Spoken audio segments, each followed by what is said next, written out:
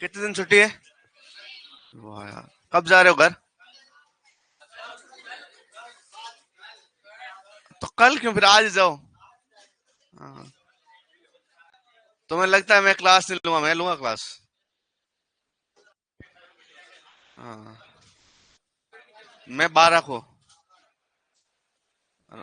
12, हाँ। 13 को।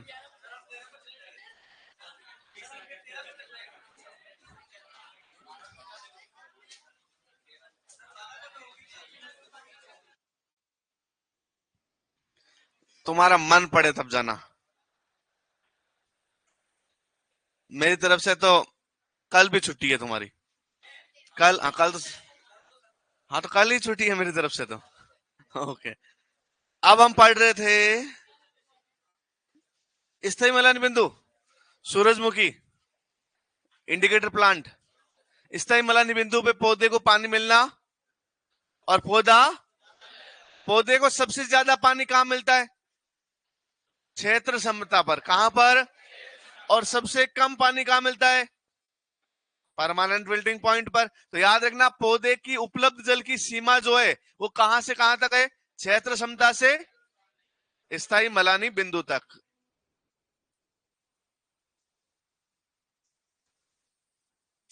उपलब्ध जल कहां से कहां तक है?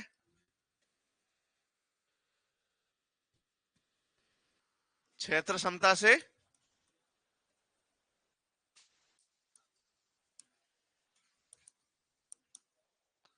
स्थायी मलानी बिंदु। अरे आवाज मत करो। स्थायी मलानी बिंदु को और क्या बोलते हैं? स्थायी मृजान बिंदु भी बोलते हैं, परमानेंट विल्टिंग पॉइंट। क्षेत्र क्षमता पर पानी कितना उपलब्ध है? याद रखना 100% उपलब्ध है। कितना उपलब्ध है? जितना है सारा का सारा उपलब्ध है। और स्थायी मलानी बिंदु पर 0% उपलब्ध है, मतलब बिल्कुल उपलब्ध। तो इन दोनों के बीच में पानी उपलब्ध रहता है, इस क्षेत्र क्षमता और स्थायी मलानी बिंदु के बीच में। क्षेत्र क्षमता कितने पे आती है? 0.33 बार पे। और स्थायी मलानी बिंदु 15 बार पे।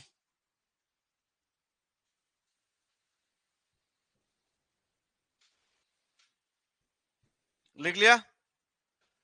नहीं लिखा?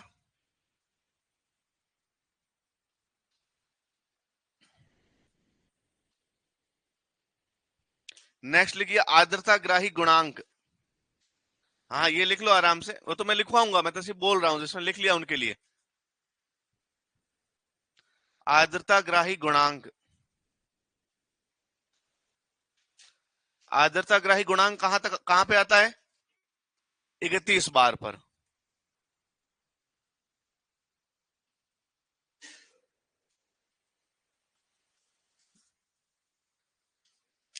अब तो लिख लिया? सबने लिख लिया? उपलब्ध जल क्षेत्र क्षमता से, क्षेत्र क्षमता पे कितना, और स्थायी मलानी बिंदु पे 0%। नेक्स्ट 3 नंबर, नहीं 4 नंबर। 4 नंबर लिखिए आर्द्रता ग्राही गुणांक, हाइग्रोस्कोपिक कोपिसेंट गुणांक। आर्द्रता ग्राही गुणांक को इंग्लिश में बोलते हैं hygroscopic coefficient. Hygroscopic coefficient.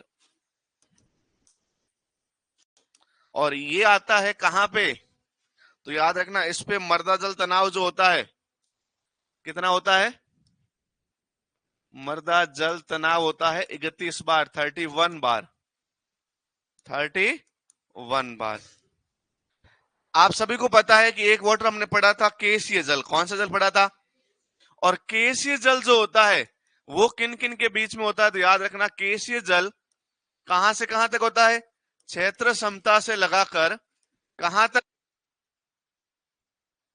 Very good, आर्द्रता ग्राही गुणांक तक।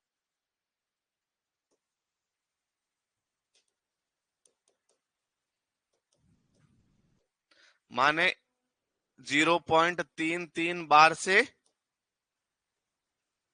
31 बार।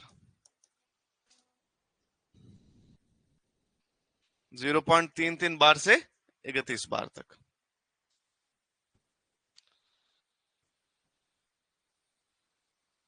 हाँ बिल्कुल, इसका सबका लास्ट में एक जगह मान लिखवा देंगे।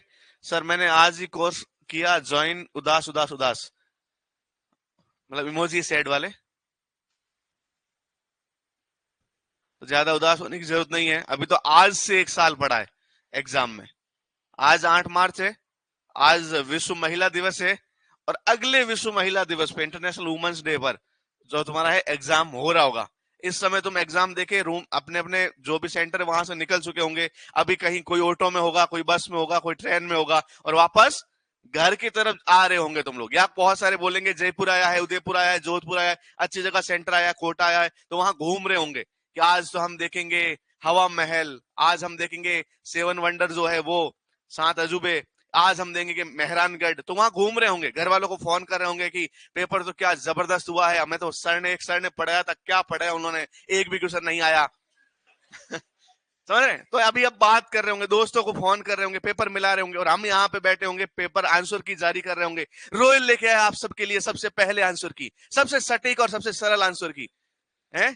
फिर जीएल सर आएंगे और बोलेंगे कैसा रहा पेपर का लेवल और क्या जाने वाली कट ऑफ। तो ये सब बातें होने वाली कब? एक साल में। ओके, मर्दा जल तनाव कितना? 31 बार। कहा केस जल कहां से कहां तक? ओके, अब आगे हम बात करते हैं, इसके आगे तो दो बातें और याद रखनी है। अब है शुष्क मृदा। कौन सी मृदा? शुष्क मृदा माने सूखी हुई मिट्टी। कैसी मिट्टी? इसको बोलते हैं ड्राई सोइल। कौन सी सोइल? शुष्क मृदा दो तरह से शुष्क हो सकती है। एक शुष्क मृदा है हवा द्वारा। किसके द्वारा? हवा द्वारा। हवा द्वारा शुष्क मिट्टी हम खेत में भी देख सकते हैं। एक है ओवन द्वारा। ओवन द्वारा मतलब, हम ओवन तो आप जानते हैं, खाना गर्म करने वाला। उसके अंदर ऐसे ओवन अपने लेबोरेटरी के अंदर, प्रयोगशाला में भी होते हैं, जिसके अंदर हम मिट्टी रखते हैं ताकि मिट्टी के अंदर से पानी को उड़ाया जा सके, पानी को इवेपोरेट कर सके, पानी का वाष्पन कर सके, ताकि और भी मिट्टी सूख जाए। जो हवा द्वारा शुष्क मृदा है वो आती है आपकी 1000 बार दाब पे। कितने बार दाब पे? तो याद रखना, जो दाब है आपका या फिर मृदा जल तनाव है वो कितना है? 1000 बार। और मृदा जल विभव कितना होगा? -1000 बार। ओवन द्वारा में याद रखना 10,000 बार। कितना बार?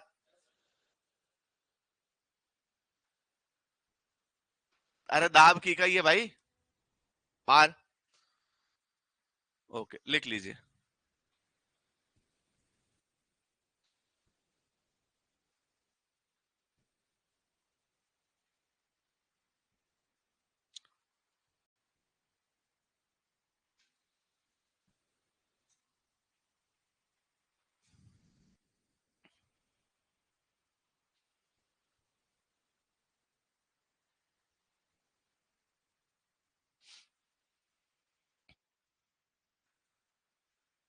लिख दिया? तो हवा द्वारा शुष्क मृदा का तो कितना होता है तनाव, और ओवन द्वारा शुष्क मृदा का 10,000 बार। ये अंतिम बार है, इसके आगे और अब पानी सुखाया नहीं जा सकता। अब हम थोड़ा ध्यान से समझते हैं, पूरी जितनी चीजें अभी तक अपन ने पढ़ी है वो सारी एक जगह करके लिख लेते हैं। लिख ले, जितनी भी चीजें हमने पढ़ी है अभी तक उन सब का एक जगह मान लिख लेते हैं, ताकि कभी कोई कंफ्यूजन ना हो। 2-3 कलर की पेन हो तुम्हारे पास तो अच्छे से एक फोटो बना देना, जो मैं अभी बना रहा हूं। है 2-3 तरह की कलर की पेन? ओके, अब ये लिख लिया सबने? अरे रुकूं, आगे बढ़ूं या रुक जाऊं? चलूं? ओके, अब आपको याद रखना है कि यहां से शुरू हो रहे हैं। कहां से? यहां से।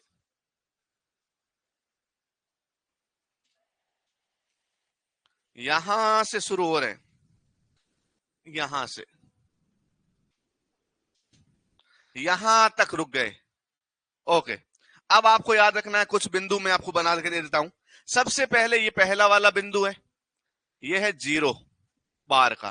कितने बार का? 0 बार। फिर मैं एक बिंदु यहां और बना रहा हूं, वो बना रहा हूं 0.33 बार का। फिर मैं एक बिंदु बना रहा हूं 15 बार का।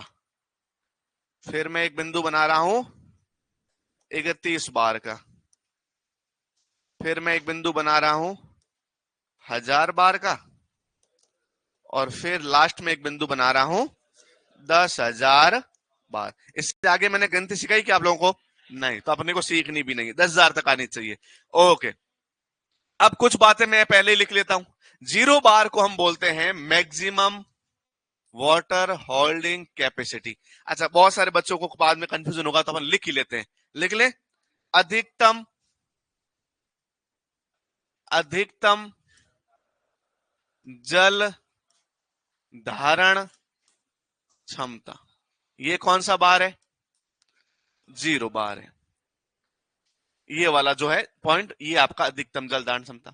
0.33 को क्या बोलते हैं? क्षेत्र क्षमता। कोई दिक्कत है क्या? आगे बात करते हैं। 15 बार को क्या बोलते हैं? स्थाई मलानी। शॉर्ट में लिखो तो समझ में आए तो लिख लेना, भले PWP लिखोगे तो काम बहुत अच्छे से बन जाएगा फोटो। 31 बार को क्या बोलते हैं? आर्द्रताग्राही। आर्द्रताग्राही गुणांक क्या बोलते हैं? ओके, ये कौन सी है? हवा द्वारा शुष्क मृदा। और ये क्या है? ओवन द्वारा द्वारा ओवन द्वारा सूखी मिट्टी। क्या कोई दिक्कत है क्या? वापस 0 पे बोलो सब, मेरे से नाराज मत रहो प्लीज। 0 पे 1/3 पे 1/3 को और क्या लिख सकते हैं? 15 पे 31 पे 1000 पे 10,000 पे। आप सभी को पता है, एक अलग पेन से मैं और बताता हूं, आप सभी को पता है कि 0 से लगाकर 1/3 तक वाला जो जल है कौन सा है? गुरुत्वीय जल। कौन सा जल? कौन सा जल? और गुरुत्वीय जल का दूसरा नाम स्वतंत्र जल। कौन सा जल? सभी को पता है कि रुकेगा तो कहां चला जाएगा? नीचे। पौधे को उपलब्ध नहीं होगा। दूसरे नंबर पे बात करते हैं। आप सभी को पता है कि सर ये 0.33 से लगाकर 15 बार तक का जो जल है, इस जल का मैंने एक नाम दिया था। क्या नाम है? उपलब्ध जल। कौन सा जल? मेरे पागलों, 10 बार मैंने बता दिया 1/3 से 15 पे कोई केसीय जल नहीं है। 1/3 से 15 पे कौन सा जल है? कौन सा जल है? आज की क्लास का पहला पॉइंट ही लिखवाया, स्थायी मलानी बिंदु तक कौन सा जल है? तो मुझे बताओ, ये रही क्षेत्र क्षमता, ये रहा स्थायी मलानी बिंदु, ये यहां से यहां तक कौन सा जल? कौन सा जल? अब आगे याद करना एक बात, कि यहां ये जो पॉइंट है, इससे लगाकर 31 बार तक, 0.33 से लगाकर 31 बार तक ये जो जल है, इसको क्या बोलते हैं? ये जो जल है उसको बोलते हैं केसीय जल। तो याद रखना, केसीय जल तो होता है 0.33 से 31 बार तक, और जो आपका उपलब्ध जल है वो है 0.33 से 15 बार। याद रखना उपलब्ध जल के बारे में, उपलब्ध जल है 0.33 से 15 और केसीय 0.33 से 31 बार। अच्छा, 31 बार के आगे वाला जल, यहां से आगे वाला जल आर्द्रताग्राही जल। कौन सा जल? कौन सा जल? अभी भी टाइम है, छोड़ दो तैयारी। कौन सा जल? तो 31 बार से ज्यादा वाला, 31 से 0.33 वाला, 0.33 से 15 वाला, 0.33 से 0 वाला, 0 बार को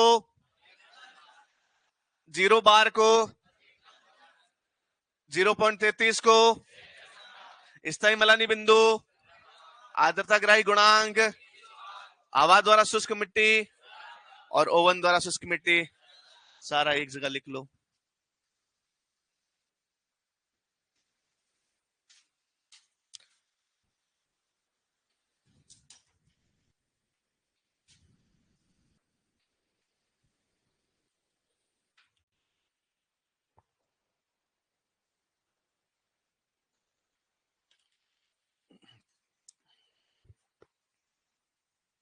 आप भी बनाओ।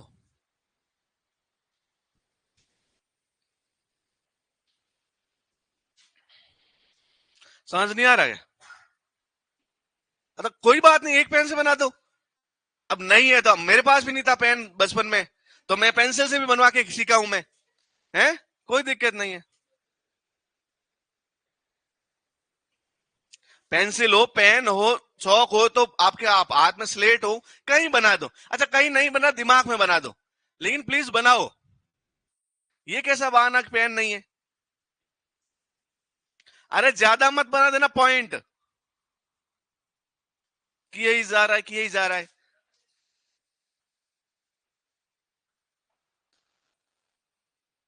6 पॉइंट बनाने, इसमें कितने बना? 1 2 3 4 5 6,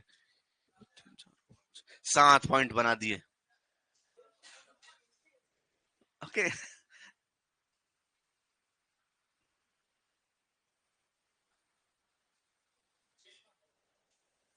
कितने?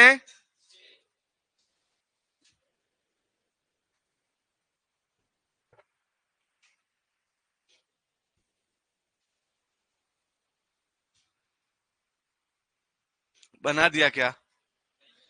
मुझे पता इसलिए बनाओ।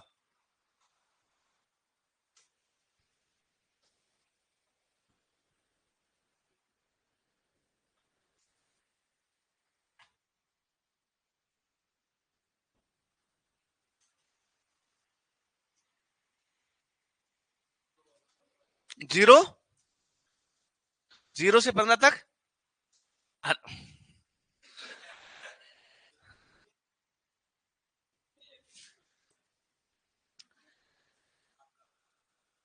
ये अलग है,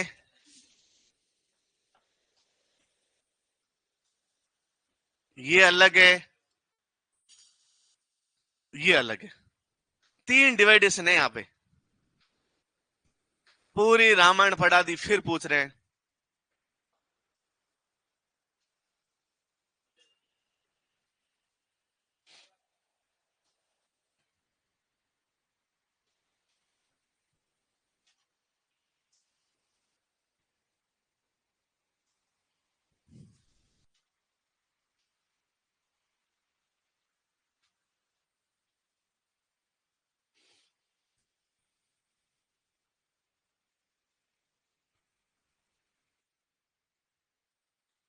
हाँ बेटा, उसी नोट्स से हैं। जो नोट्स मैंने आपको दिए, उसी नोट्स में ये हैं, लेकिन सोइल वाटर उसमें सबसे लास्ट में पड़ा रखा है। सबसे लास्ट में, उस पेज के शुरुआत में नहीं है, सबसे लास्ट। ठीक है soil, लेकिन अभी मैंने पहले पढ़ा दिया है। ठीक है। ओके। समझ में आया सबको? ये समझ में आया कि मैंने बोला वो समझ में आया? दोनों आगे। ओके। ये और भी शॉर्ट में लिखवा देता हूं मैं आपको, एक इंडेक्स बना के, टेबल बना के, तो और कंफ्यूजन नहीं होगा, रट के ही जाना है बस एग्जाम में। इतना तो कर लोगे।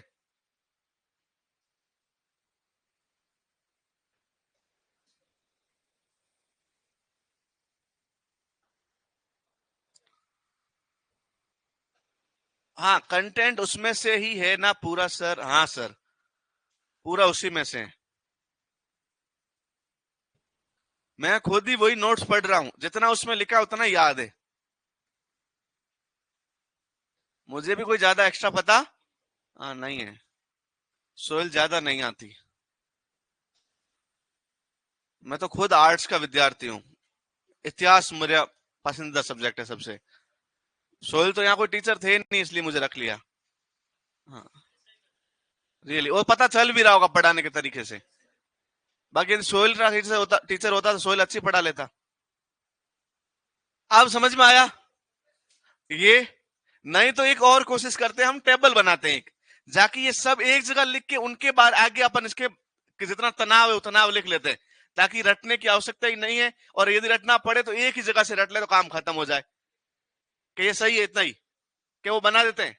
बना देते हैं। ये तो सही है ही। ये समझदार लोगों के लिए, वो बना देते हैं। ये बना दिया।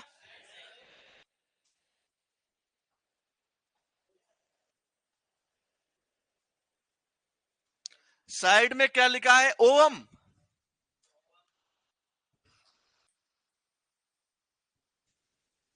तुम रियली सुपरवाइजर की तैयारी कर रहे हो? मतलब ये डाउट तो नहीं पूछना चाहिए शायद, क्योंकि ये आज से 1 साल पहले पढ़ा होता ना तो क्या बता, भूल ही जाते। ये जस्ट यहां लिखवाया है ओवन द्वारा। छोड़ो, मैं नहीं पढ़ रहा लफड़े में तुम्हारे। ओके, नहीं लिखा अभी तक? क्या करूं मैं तुम्हारा?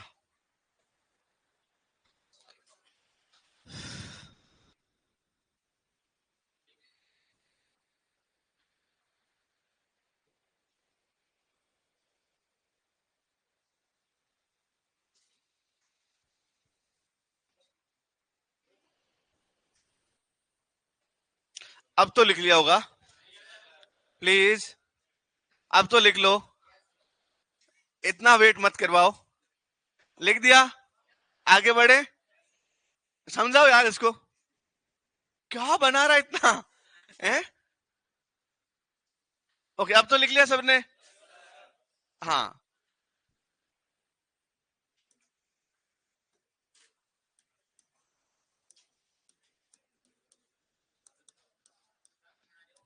हाँ,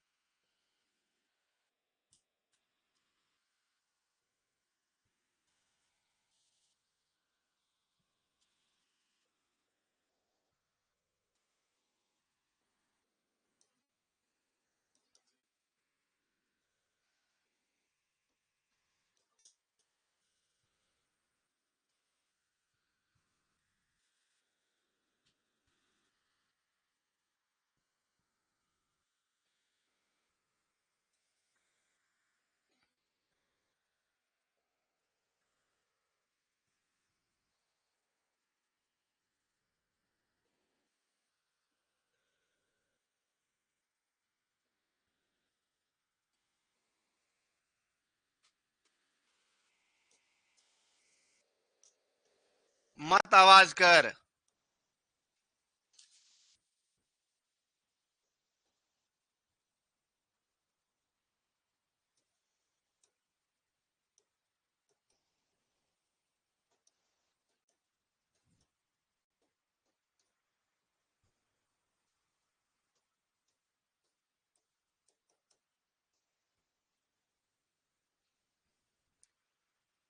आई थिंक अब तो समझ में आ जाएगा,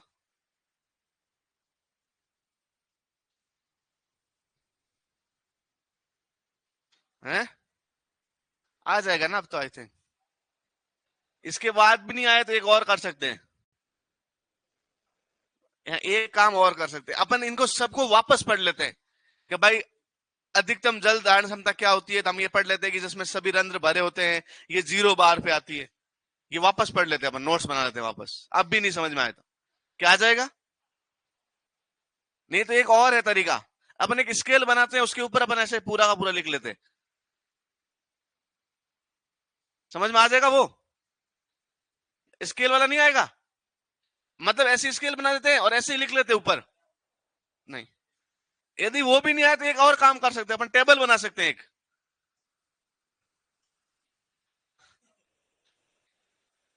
वो नहीं आए तो वापस इसको पढ़ सकते हैं, वो नहीं आए तो स्केल बना सकते हैं, फिर वापस टेबल बना सकते हैं, और ये साइकिल ऐसे चलता रहेगा, तुम्हें याद हो जाएगा एक टाइम बाद। तो अब यही करना है तुम्हें, पहले तुम्हें पढ़ना है, फिर उसकी स्केल समझनी है, फिर उसके सारे ये बार याद कर लेने, फिर वापस इसके बारे। ऐसा नहीं है कि यहां से रट के चले गए और उन्होंने पूछ दिया स्थायी मलानी बिंदु का इंडिकेटर प्लांट कौन सा है, अरे सर टेबल में था ही नहीं। वो वहां पढ़ना पड़ेगा तुम्हें, वो कौन सा है।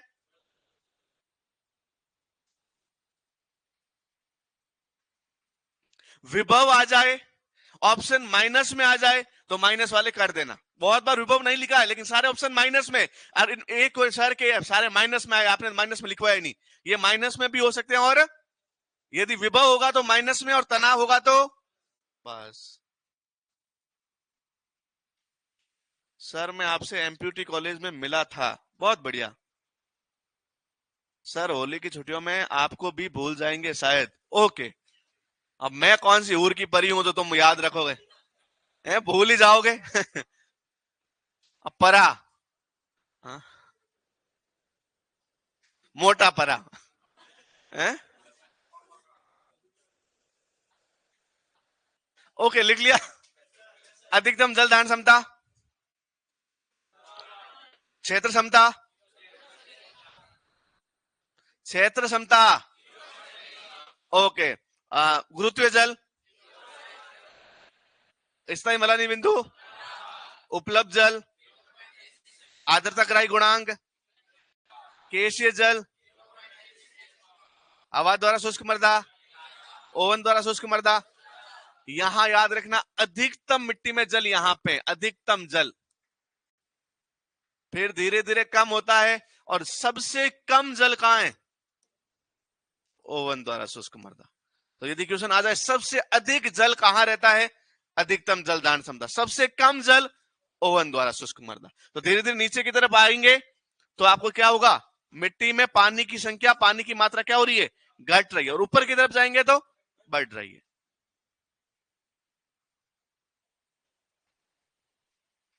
लिख लिया सबने? नेक्स्ट हेडिंग लगाइए, मृदा जल का मापन। मृदा में जल मापेंगे कैसे?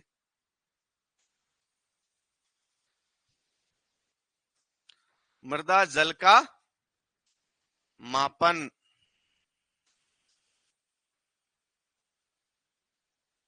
कैसे मापेंगे? ऐसे हाथ में लेके? अच्छा, कितने उंगली बारिश हुई ऐसे? आज गांव में मापते हैं कि भाई कितने कितने हाथ बारिश हुई है, कितने उंगली बारिश हुई है, ऐसे मापते हैं ना कि आज तो हमारे यहाँ 4 4 उंगली बारिश हुई है, 1 हाथ बारिश हुई है। कैसे समझते हैं वो लोग? वो देखते हैं मिट्टी कितनी गीली हुई है, वो गड्ढा खोदते हैं और मिट्टी कितनी गीली हुई है उससे वो माप लेते हैं कितनी बारिश हुई है। लेकिन साइंस की भाषा में ऐसा हम बोलेंगे तो सही नहीं रहेगा। अपने पास मेथड है, तो लिखिए मापने के बहुत सारे मेथड है। उसमें पहला मेथड है गुरुत्वीय विधि। कौन सी विधि? जिसको बोलते हैं भारात्मक विधि। कौन सी विधि? तो भारात्मक विधि याद रखना। पहली विधि कौन सी है? भारात्मक। तो 1 नंबर पे लिखिए भारात्मक विधि, ग्रेविटेशनल मेथड। भारात्मक विधि क्या है? 2 3 बातें मैं पहले बता देता हूं। ये एक प्रत्यक्ष विधि है। कैसी विधि है? प्रत्यक्ष का मतलब क्या होता है, बता सकते हैं क्या? हाँ, जो आंखों देखी बात है। प्रत्यक्ष विधि का मतलब हम जाके खुद पानी से पूछेंगे भाई तू कितना है, तो प्रत्यक्ष बात करेंगे अपन जाके, भाई उनसे खुद से बात करें। 2 बातें होती है, एक होती है प्रत्यक्ष, एक होती है अप्रत्यक्ष। मैं तुम्हारे घर वालों को अप्रत्यक्ष रूप से जानता हूं। जैसे कि मान लो इनके घर में पिताजी होंगे या कोई भाई होगा, तो मैं कभी बात करते करते, अच्छा तुम्हारा भाई भी एग्रीकल्चर में है क्या, तो मैं डायरेक्ट नहीं जानता, मैं आपके थ्रू जानता हूं। लेकिन आप लोगों को मैं प्रत्यक्ष जानता हूं। तो प्रत्यक्ष का मतलब डायरेक्ट, फेस टू फेस, और अप्रत्यक्ष मतलब इनडायरेक्ट। तो याद रखना कैसी विधि है? डायरेक्ट विधि है, प्रत्यक्ष विधि है। मतलब यहां सीधे पानी से ही बात करेंगे अपन, प्रत्यक्ष विधि है। अच्छा, कैसी विधि है? तो याद रखना प्रयोगशाला की विधि है। कैसी विधि है? यहां खेत में हम खड़े खड़े पानी का पता नहीं लगा सकते, प्रयोगशाला विधि है। तो अब देखो, प्रत्यक्ष भी है और प्रयोगशाला है, तो मतलब प्रत्यक्ष तो है कि मिट्टी तो कहां पड़ी है, और मापना कहां है। तो यहां इसका मतलब है खेत से अपन को क्या लेना पड़ेगा, मिट्टी का नमूना लेना पड़ेगा, सैंपल लेना पड़ेगा। ओके, ये सबसे सरल विधि है, याद रखना सबसे सरल विधि, सबसे सरल विधि। लेकिन एक बात याद रखना, अधिक समय लगता है इसमें। समय क्या लगता है? बहुत ज्यादा।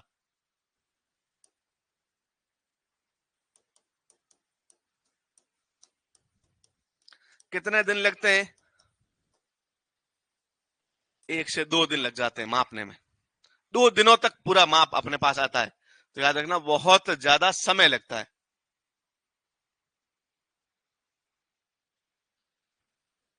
4 बातें याद रखो। कैसी विधि है? समय ज्यादा लगता है। तो बुराई तो क्या है, अच्छाई क्या है? सबसे सरल है। ये दोनों बातें भी याद रखनी है। अब जैसे प्रत्यक्ष विधि का मतलब है हम आंखों देखेंगे कि हाँ भाई ये देखो ये पानी इतना था पहले और अब नहीं है, तो मतलब इतना पानी इस मिट्टी में है। ये पानी बाहर निकला इस मिट्टी से, मतलब इतना ही पानी बाहर निकला, मतलब ये इतना ही पानी है इस मिट्टी में। तो यहाँ पे अपन जो बात करेंगे वो एकदम सटीकता से बात करेंगे। ये लिख लिया, सबने लिख लिया। करना क्या है इस विधि में? इस विधि में करना क्या है, आपको सबसे पहले खेत में जाना है, जहां पे मिट्टी है वहां पे जाना है, मृदा के आसपास जाना है, वहां से मिट्टी का कुछ नमूना उठाना है। मिट्टी लेनी है अपने को, मिट्टी लेनी है, मिट्टी को एल्यूमिनियम के बॉक्स में बंद करना है। किसके बॉक्स में? किसके बॉक्स में? एल्यूमिनियम के बॉक्स में मिट्टी का लिया, ऊपर ढक्कन लगाया, थैली में डाला, बैग में डाला और कहां आ गए वापस? लैब में। सबसे पहले खुरपी लेनी है, फिर बैग लेना है, एल्यूमिनियम का बॉक्स अंदर रखना है और बाइक पे बैठ के कहां चला जाना है? खेत में। खेत में गए, खुरपी की सहायता से सैंपल लिया, कहां भर दिया? बॉक्स के ऊपर लगाया कैप, उसका ढक्कन बंद किया, थैली में पैक किया और कहां डाल दिया? वापस बैग में। बाइक पे बैठे, बाइक ऑन की और कहां आ गए? लैब में। आते ही उस जो मिट्टी पड़ी है उस एल्यूमिनियम बॉक्स में ले जाते ही सबसे पहले के पहले ही बार में जाके आपको मिलना है किससे? वेइंग मशीन से। भार मापने वाली मशीन जानते हैं? अरे भार मापने वाली मशीन नहीं जानते? अरे जिसके ऊपर भार मापा जाता है, जिसके ऊपर अपना वेट मापते हैं, तो वेट मापने वाली मशीन जानते हैं? ऐसी लैब में मशीन होती है जिसको हम बोलते हैं तुला, कांटा। समझ रहे हैं? तो उस तुले के ऊपर, उस कांटे के ऊपर आपको वो बॉक्स रख देना है, तो क्या आएगा? भार आएगा। किसका आएगा? उस बॉक्स का और मिट्टी का आएगा। बॉक्स और फिर उस मिट्टी वाले बॉक्स को वापस वहां से उठाना है, ढक्कन खोलना है, ओवन में रख देना है। किस में रख देना है? ओवन में रखेंगे तो मिट्टी क्या होगी? गर्म होगी। गर्म होगी तो पानी उड़ जाएगा। पहले अपने वेट लिया था, वो वेट कैसा था? मिट्टी के अंदर क्या पड़ा था? पानी। तो वो तो थी गीली मिट्टी। कैसे मिट्टी? अब सुखाई तो याद रखना ओवन का टेम्परेचर कितना रखते हैं? 105 डिग्री। कितना? 105 डिग्री। कितना समय कितना लगता है सुखाने में? 24 घंटे। कितने घंटे? तो मतलब आज सैंपल रखा है 5 बजकर 35 मिनट पे, तो अगली सुबह वापस जब शाम होगी 5 बजकर 35 मिनट होंगे, तब जाके मिट्टी पूरी सूख जाएगी। 105 डिग्री और 24 घंटे। जब सूख जाए तो वापस लाओ बाहर, ढक्कन लगाओ और क्या कर लो? वेट ले लो। अब वेट आएगा किसका? आएगा सूखी मिट्टी का। कौन सी मिट्टी का? अब मुझे बताओ, गीली में से सूखी मिट्टी घटाएंगे, गीली मिट्टी का भार और सूखी मिट्टी का भार माइनस कर देंगे, तो पीछे किसका भार रहेगा? कभी गीली मिट्टी में से सूखी मिट्टी का भार माइनस कर दिया तो मिट्टी से मिट्टी तो माइनस हो गई, लेकिन गीली में था क्या? और तो पानी का भार आ गया। किसका भार आ गया? और हम चाहते क्या है? पानी का भार ज्ञात करना। किसका भार ज्ञात करना? अब इसमें अपन ने किसी तीसरे आदमी की सहायता ली क्या? पानी से पूछ लिया ना कि भाई तुम कितनी है, जितना उड़ा उतना ही पानी है, तो इसको बोलते हैं प्रत्यक्ष विधि। कौन सी विधि? कौन सी विधि? याद रखना कि इसमें क्या करते हैं? गीली मृदा का भार लेते हैं। कौन सी मृदा का? गीली मृदा का भार। मान लीजिए एक्स है। क्या है? ओके। फिर अपन क्या करते हैं? ओवन में इसको सुखाते हैं। ओवन में सुखाते हैं। अच्छा, ओवन में कितने डिग्री सेल्सियस पे सुखाते हैं? 105 डिग्री सेल्सियस तो तापमान रखते हैं। समय कितना लगता है? 24। अच्छा, इतने समय बाद वापस मिट्टी सूखेगी तो उसको हम क्या बोलेंगे? शुष्क मृदा। तो बाद में लेंगे शुष्क मृदा का भार। कौन सी मृदा का भार? शुष्क मृदा का। मान लीजिए वाई है, तो फॉर्मूला क्या बन जाता है? याद रखना, मृदा जल प्रतिशत, मृदा जल प्रतिशत बराबर X minus Y upon Y into 100। वापस याद रखो, X minus Y upon X क्या है? वाई क्या है? वाई क्या है? इंटू। तो अब ऐसे लिख सकते हैं आप, गीली मृदा माइनस सूखी मृदा अपॉन सूखी मृदा इंटू 100। लिख लीजिए भैया। याद रखना, नीचे कौन सी मिट्टी है? आप क्या गलती करोगे? नीचे गीली मिट्टी रख लोगे। लिखना कौन सी मिट्टी लिखनी है? शुष्क मृदा लिखना है।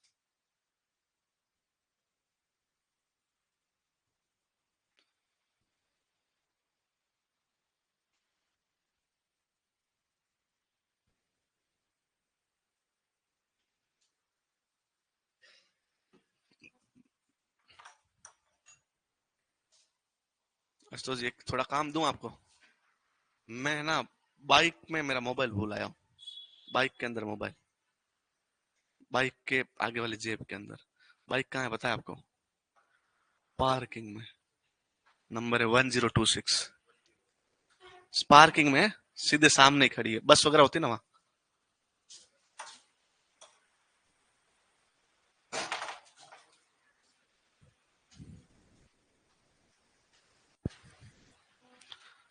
लिख लिया क्या?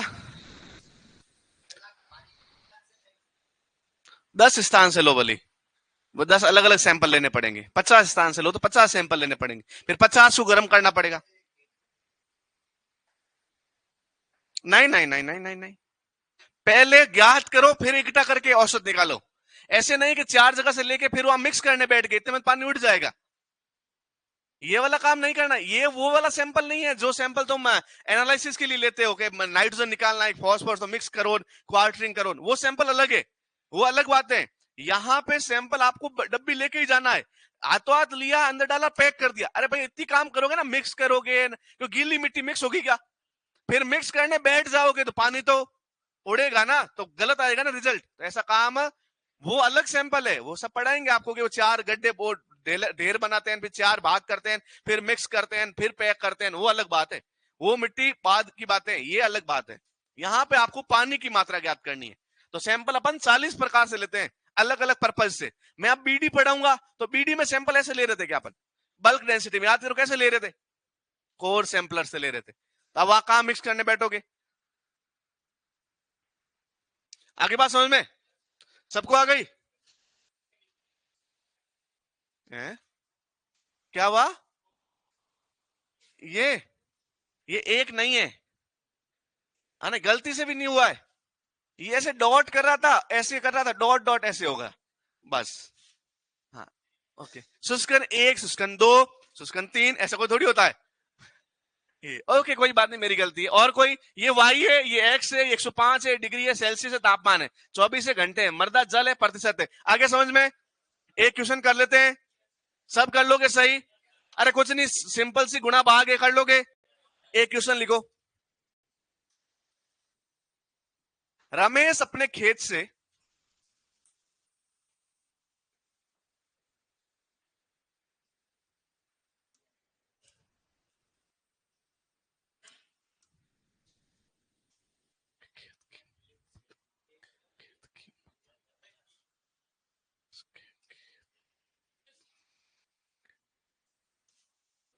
धन्यवाद सर। आज फोन चोरी भी हो सकता था, मैं वहां भूल आया यार पार्किंग में ही, ऐसे ही बाहर बाइक पे। कोई ले जाता थोड़ी है।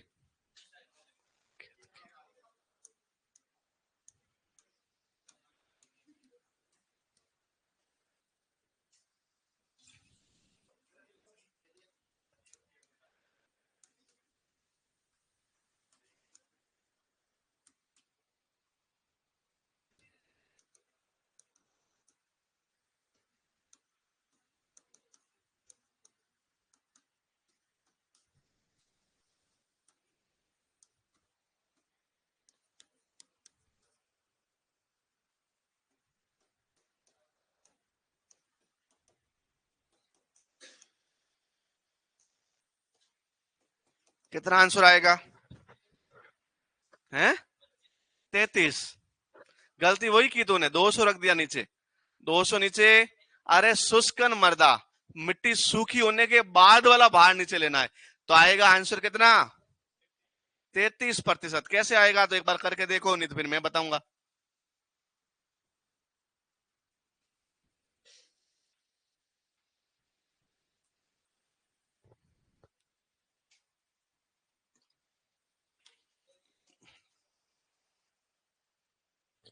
क्वेश्चन देखते ही आंसर माइंड में आ जाना चाहिए। जब क्वेश्चन पूछने वाला पूछना शुरू करे तो मैं आंसर बताओ, तब सिलेक्शन होता है। बहुत बार तो क्वेश्चन लिख भी दिया, आधे घंटे का समय भी दे दिया, फिर भी बोलेंगे सर 27.5। 300 आ रहा है डीके कुमावत का। बहुत बढ़िया, डीके का 300% आ रहा है। हाँ सही आ रहा हो, एकदम सही। और किसी का नहीं? 33.33 तो और भी एग्जैक्ट है, मतलब क्या ही बात करें फिर तो लेवल है मतलब तुम लोगों का। बेटा आंसर आया? तुम तो सबसे आगे बैठे हो, हैं तुम्हारे 33, बाकी सब नीचे जिसकी नजर है मतलब उन्होंने या तो आंसर आए नहीं या आना नहीं चाहता। हाँ, बाकी सब क्या आगे? कितना? 25, 33। Very good Sumit. अरे करना कुछ भी नहीं है। खेत में मर्दा नमूना लिया मतलब सुखाया, तो मतलब अभी गीला है, तो सबसे पहले गीली मिट्टी का भार कितना दे रखा है? 200 माइनस सूखी मिट्टी का भार कितना है? 150, क्योंकि शुष्कन के बाद कितना रह जाता है, तो नीचे भी कितना आ जाएगा? इनटू, अच्छा 200 में से 50 निकालो, कितने रह गए? अपॉन 150 इंटू 0 से 5 एकम 5 तिरे, ओके 100/100 में 3 का भाग 33.33 बार जाता है। इससे सिंपल एक और काम है, 2 मिनट में हो जाता है बनाने का। उससे भी सिंपल एक और काम है, 1 सेकेंड लगता है, वो मैं बताऊंगा नहीं। ओके लिख लिया? वापस लिखो, देखो 200 माइनस 150 अपॉन 150, यहां सूखी मिट्टी लिखनी है, गलती पहले ही कर लेते हो, 200 ग्राम यहां लिख लोगे तुम 200। ओके 50/150 कितना हो गया? 1/3 इंटू 100, 1/3 इंटू 100 बराबर 100 में 3 का भाग देना है, 100 में 3 का भाग कितनी बार जाता है? 3 एकम 3, 3 दूनी 3 3 9, तो मतलब 9 के आगे जाएगा नहीं, तो 3 लिख लिया, 9 बार गया 1 रह गया 10 हो गया, फिर 9 बार गया 1 रह गया, फिर 3 बार 1, फिर 3 बार, ये कभी खत्म होने वाली प्रक्रिया, तो इसलिए 33.33 लिख के बात खत्म करो। ओके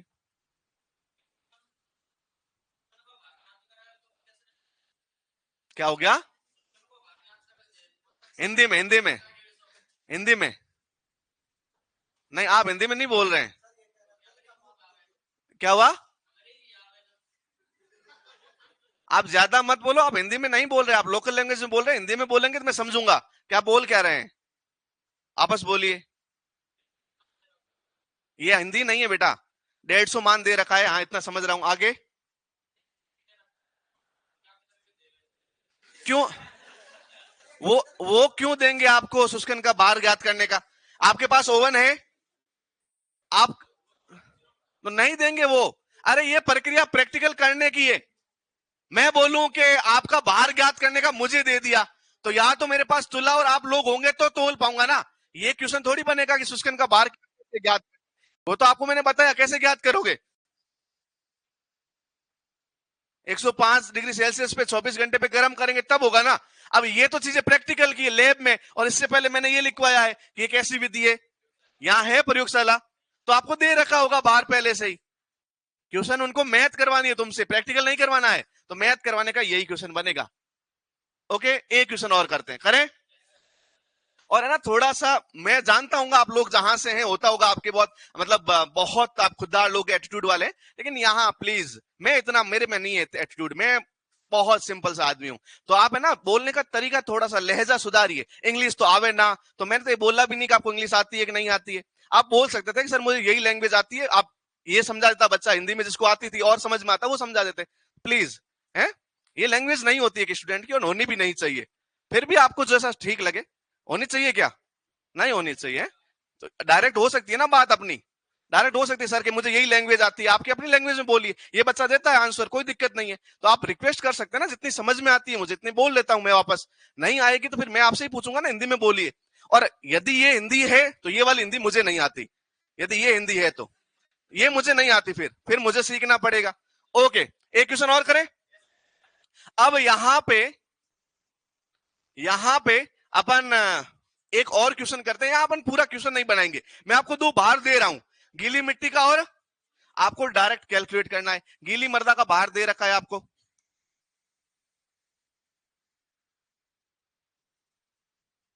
गीली मृदा का भार आप में दे रखा है 150 ग्राम। अच्छा शुष्क मृदा का भार भी दे रखा है 120 ग्राम।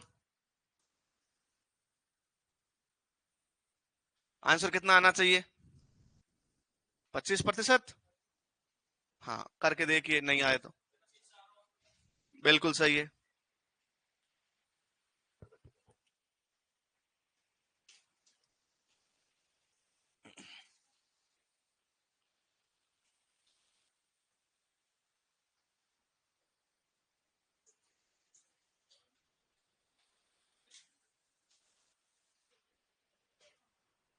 25%, बहुत बढ़िया।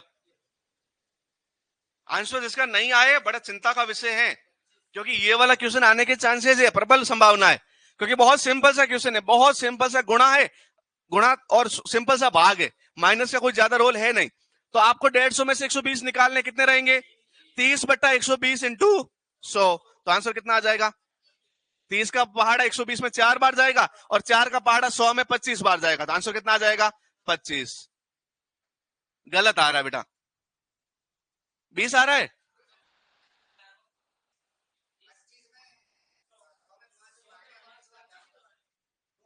4 का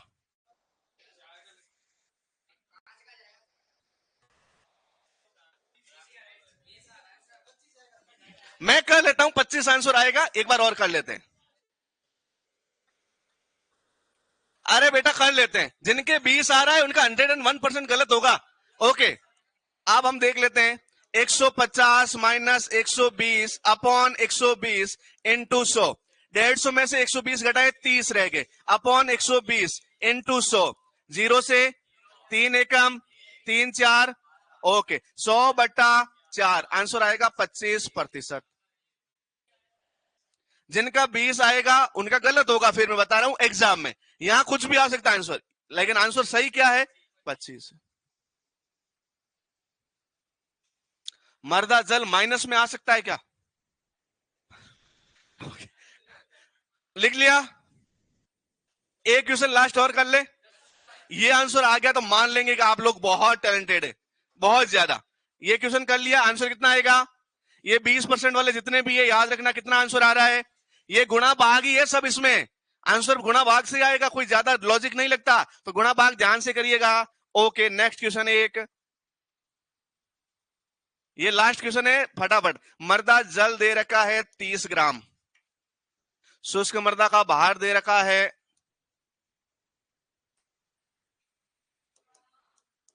120 ग्राम। कितना आंसर आएगा?